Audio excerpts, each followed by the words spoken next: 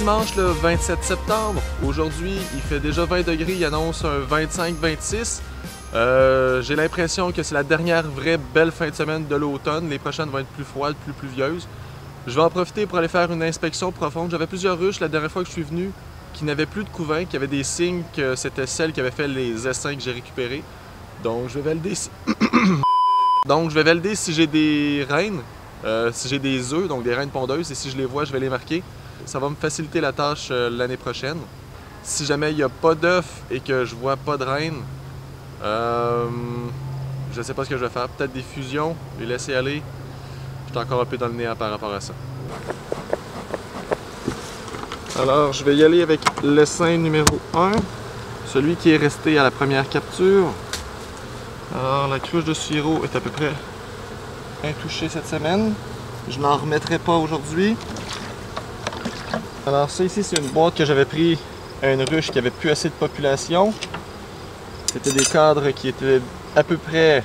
Ils étaient construits, mais ils étaient la plupart vides et inoccupés. Cadres non construits. Donc là, c'est bon. Elle commence à emmagasiner pour cet hiver. C'est le sirop que je leur ai donné. Le sirop, cette année, je l'ai teinté avec du colorant alimentaire. Celui-là est bleu. Puis on le voit dans les alvéoles un petit peu là qu'il est bleuté. C'est simplement pour qu'au printemps prochain, je puisse savoir si c'est du miel ou du sirop que je vais extraire. Ça se peut que je leur prenne des cadres au début de la prochaine saison. Et là, je vais pouvoir faire la distinction sans problème. Cadre vide, n'est pas construit. On le voit bien ici dans le haut du cadre.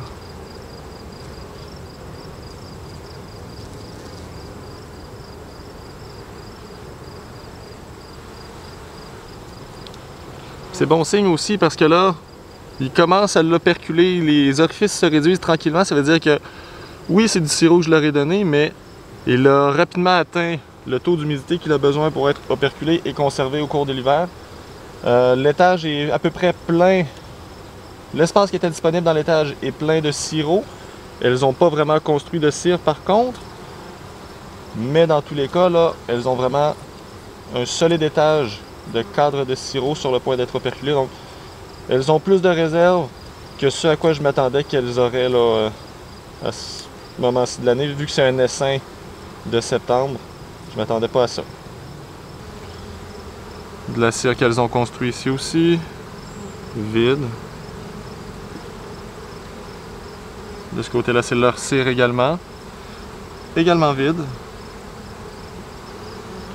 Alors ici, on a les amas de cire qui s'étaient détachés, que j'ai détaché du plafond et que j'ai réparé là, sur un cadre vide avec du fil de pêche. C'est vide également. Un petit peu de sirop bleu au travers, mais à peu près rien. Et également, là, je n'ai pas aperçu la reine dans cet étage du bas-là. J'ai pas beaucoup porté attention à l'étage du haut parce que justement, c'était du sirop. Je m'attendais à la voir en bas. Je vais continuer à assumer qu'il y en a une. Et on va passer l'hiver comme ça. Là, si elle n'a pas commencé à pondre, j'imagine que c'est parce qu'on est très tard en saison, qu'il est trop tard là, pour que les abeilles viennent finalement à terme. Donc, on va espérer que la population soit adéquate pour passer l'hiver. Dans tous les cas, au niveau des stocks, elles vont être correctes.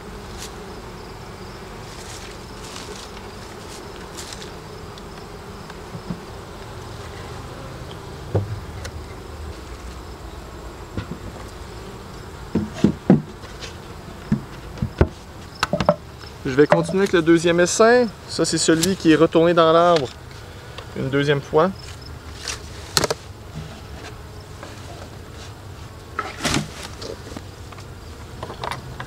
Celui-là a bu pas mal tout son sirop, donc je vais lui en redonner par contre.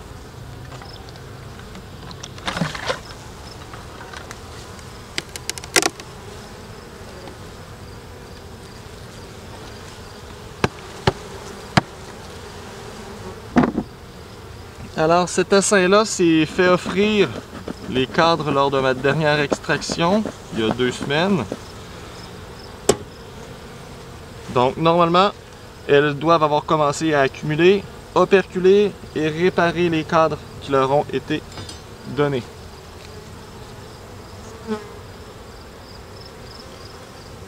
Alors, cadre de sirop commence à être operculé également.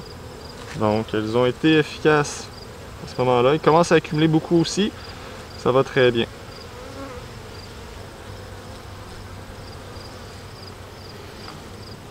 Du sirop operculé dans le haut. En arrière, beaucoup de sirop operculé. J'ai des larves. Donc j'ai vraiment une reine qui s'est mise à pondre dans ces cadres-là. Dans l'essaim voisin, il n'y a pas de larves, il n'y a pas d'œufs. Celui-ci a des larves. Ok. Un autre cadre de sirop ici. Il y aura plein à craquer. En train d'être operculé présentement. Ici par contre, c'était vide. Donc ça, c'est tout cet essaim-là qui l'a construit.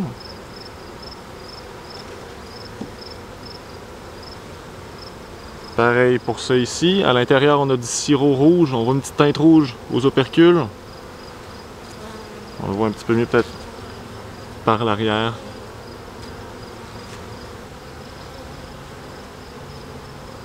Oh my god! Un cadre de couvain ici.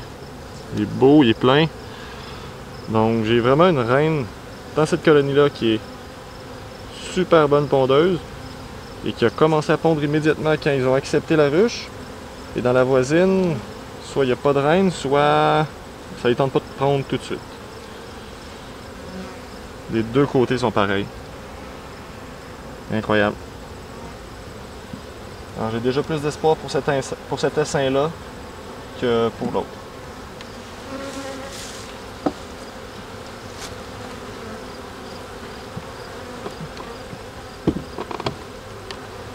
Et donc là, j'ai dans cette ruche-là une bonne quantité de couvain. Donc ça m'indique une reine pondeuse efficace qui a commencé à le faire très rapidement après leur installation dans cette ruche-ci. Par contre, ça m'inquiète un peu pour le premier essaim, lui qui n'a pas de couvain, qui n'a pas d'œuf, qui a seulement du sirop d'accumulé. Je me demande vraiment s'il y a une reine à l'intérieur, puis même toujours mieux de les laisser aller pour cet hiver. Si elle meurt, elle va mourir. Mais si j'avais misé, je miserais plus sur cette ruche-ci que sur la voisine.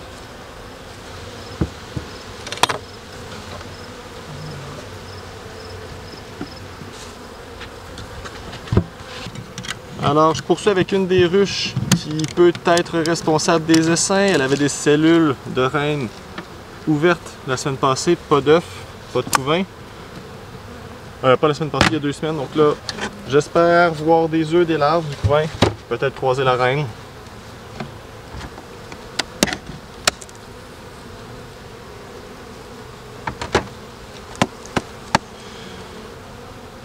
Alors ici, j'ai du pollen et du sirop. Du sirop en masse. Un peu de miel operculé, lui est jaune, donc c'est certainement pas du sirop coloré que je leur ai donné. À l'arrière, j'ai du sirop. Ok, c'est bon. Malgré les cellules de reine et les signes d'essaimage qu'il y avait eu, j'ai du couvain, donc des alvéoles operculées qui contiennent des abeilles en métamorphose.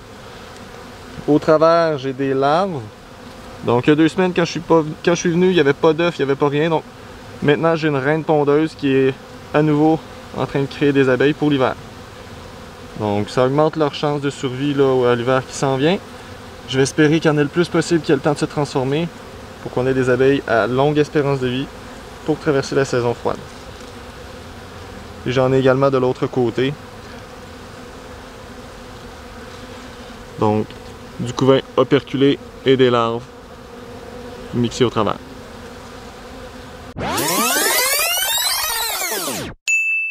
Il y avait eu, j'ai du couvain, donc des alvéoles operculées qui contiennent des abeilles en métamorphose. Alors ici j'en ai beaucoup également. À l'arrière aussi j'en ai quand même pas mal. Beaucoup de sirop. Du miel un peu aussi dans les coins. À l'arrière, j'ai un peu de couvain, un peu de larve au centre. Là, elle commence à être entourée de beaucoup de sirop, beaucoup de miel. À ce moment-ci de l'année, c'est pas inquiétant. Parfait, donc. Cette colonie-là qui n'avait pas de reine et pas d'œuf il y a 2 semaines, a maintenant une reine qui pond. J'ai du couvain operculé, donc ça fait pas mal ça, 2 semaines qu'elle a commencé à pondre. C'est le temps que ça prend pour operculer le couvain. Donc, ses chances de survie augmentent pour l'hiver, malgré que la population va probablement être très faible lorsque ça va commencer. Mais ça me donne de l'espoir.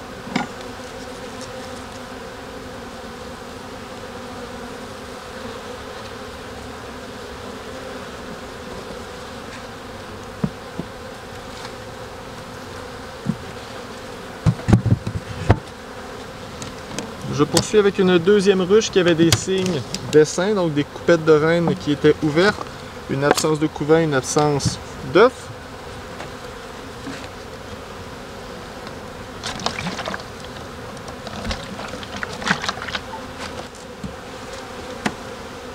Je vais faire ça assez vite, j'ai l'impression qu'en ouvrant les ruches comme ça, il y a beaucoup d'abeilles autour qui viennent. Je suis peut-être en train de générer le comportement de rubbing dont je parle. Cadre vide. Cadre de sirop, operculé en partie. Cadre de sirop de ce côté-là également. Donc ça va bien pour les réserves.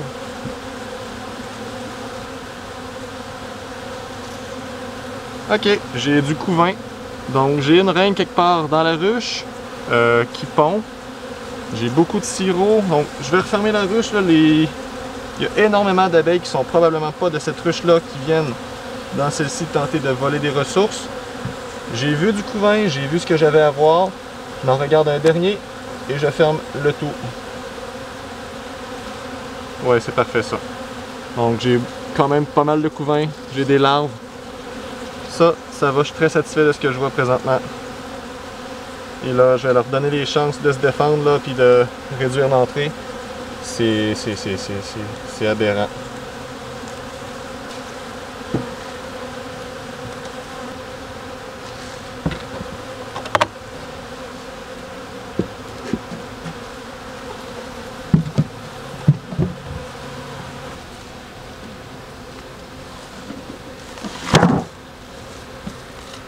Ah, pour cette ruche-là également, la cruche est presque vide.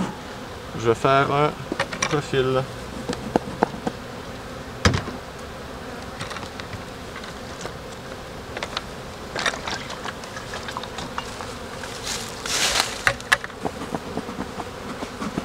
Alors, cette colonie-là, c'était la colonie qui avait 4 ou 5 cadres de couvain qui étaient morts, probablement de froid.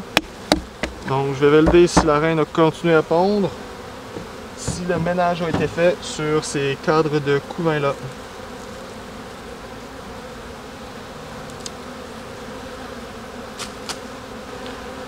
Du sirop operculé, celui-là est rouge.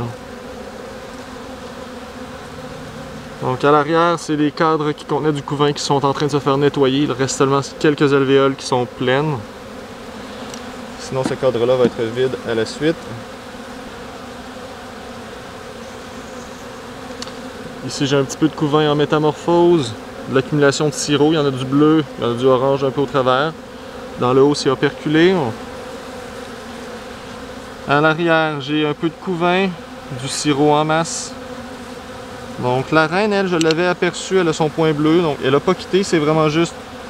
Il y a eu un coup de froid dans la colonie qui a tué une bonne partie des cadres d'abeilles en métamorphose. Mais elles reprennent rapidement le dessus. Ici, j'ai une belle phase de couvain, très dense, pratiquement tout le cadre au complet. Autour, c'était du sirop. Sur cette face-là, c'est du couvain, pratiquement au complet. Une belle phase de couvain ici également. C'est pas des grosses patches, mais c'est en masse. Une bonne partie du cadre qui est vide, mais sinon c'est du sirop. Ici j'ai encore un peu de couvain, mais beaucoup de sirop. Donc il y a du couvain. J'ai pas vu la reine vite comme ça, mais je sais qu'elle est présente. Il y a des larves très jeunes. Ça va bien, il y a du sirop en masse et commence à accumuler plus. j'ai pas de doute vraiment que cette colonie-là traverse l'hiver. Donc on referme le tout, on remet du sirop.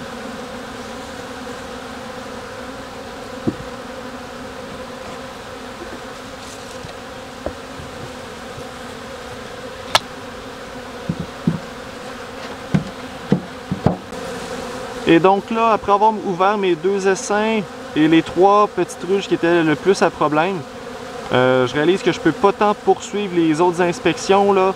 Les ruches sont plus grosses, puis en fait, à chaque fois que j'ouvre les ruches, je viens inciter à faire du rubbing. Le rubbing, c'est quand les abeilles des ruches autour trouvent une source de nourriture dans une ruche avoisinante, puis ils viennent la piller. Ils viennent entrer par toutes les ouvertures possibles et récupérer du miel et du pollen. Là, en ouvrant les ruches, c'est sûr qu'il y a la plus grosse ouverture possible, donc elles viennent en vague.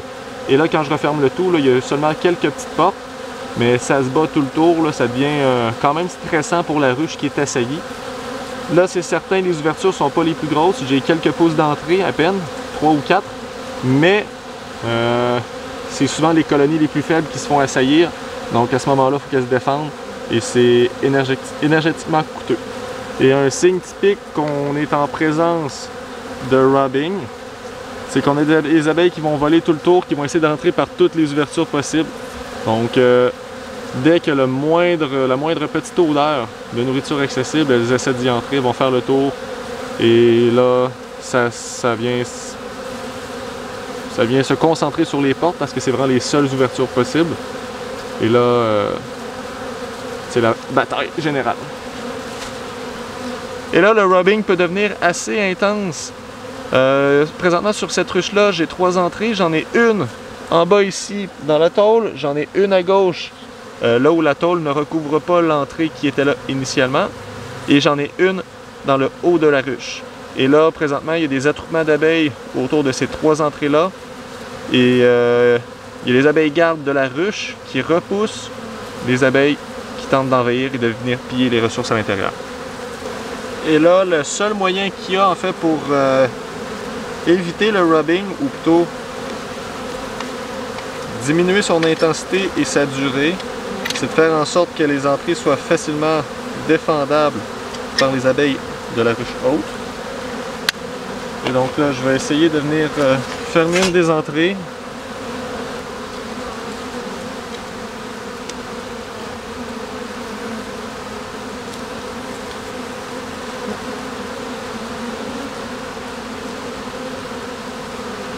Donc cette entrée-là maintenant est fermée. Il reste seulement celle ici au centre et celle ici en haut. On a ici la dernière ruche que j'ai ouverte, celle qui avait les cadres de couvain qui ont été nettoyés. Probablement ma colonie la plus faible. Et là, l'entrée est assez large. Il y a une énorme agrégation d'abeilles présentement, c'est la guerre totale. Donc je vais essayer de réduire un peu plus cette entrée-là pour les aider parce que là, ça n'a vraiment pas d'allure.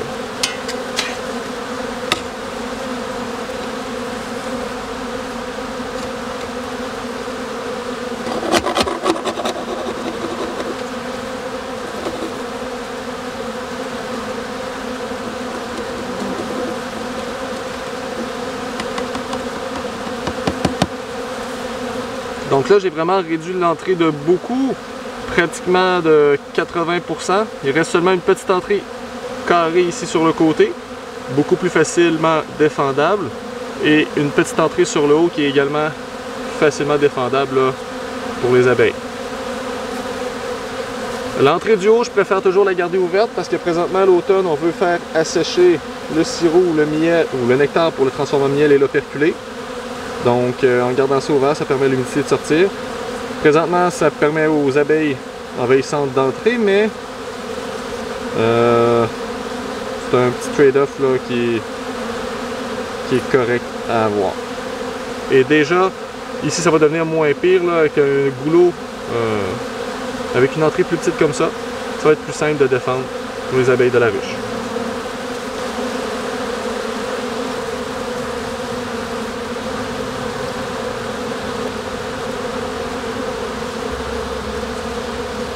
Et même là, considérant la quantité d'abeilles qu'il y a, je pense que je suis mieux de fermer l'entrée supérieure pour concentrer les défenses à la porte d'entrée principale.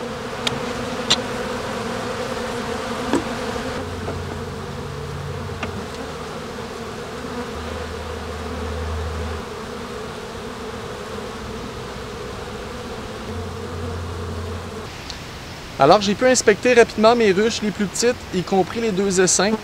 Ça va mieux que ce que je pensais. Au niveau des essaims, il y a une des 2 ruches qui présentement a une reine qui pond. J'ai du couvain en transformation. Dans l'autre, j'ai pas aperçu ça. Donc il y a potentiellement une des 2 ruches qui va mieux que l'autre. Mais considérant que c'est 2 essaims qui sont survenus en septembre, les 2 ont à peu près les mêmes chances de passer l'hiver, c'est assez faible. Concernant les autres petites ruches, soit celles qui avaient potentiellement créé les essaims, celles qui avaient des cellules de reine la dernière fois que je suis venu il y a 2 semaines. J'ai du couvain dans toutes les ruches. Donc à ce moment-là, les populations se refont tranquillement pour l'hiver. Les abeilles d'automne vont se transformer. Leur chance de traverser l'hiver, ces ruches-là aussi, augmente également. Et finalement, ma petite ruche au bout complètement qui avait les cadres de couvain morts à l'intérieur, les abeilles font tranquillement le ménage dessus. La reine à l'intérieur continue de pondre. Il y a également du couvain en transformation. Par contre, en ouvrant les ruches comme ça, j'ai incité un comportement qui s'appelle le robbing, donc du pillage entre les ruches. À ce moment-là, j'ai pas fait les inspections des grandes ruches principales parce que déjà que les petites se font attaquer, si les grosses se font également attaquer et qu'elles sont en mesure de se défendre, les attaquants vont à ce moment-là se replier sur les ruches plus faibles et là, ça augmente la pression sur celles-ci.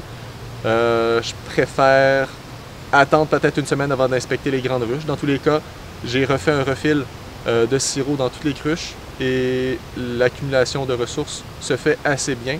Il y a énormément de cadres qui commencent à être operculés avec du sirop coloré que je leur ai donné cette année. Donc, niveau ressources, ça va bien aller. C'est plus au niveau des populations. Si elles sont trop faibles, ça se peut que ça passe pas l'hiver.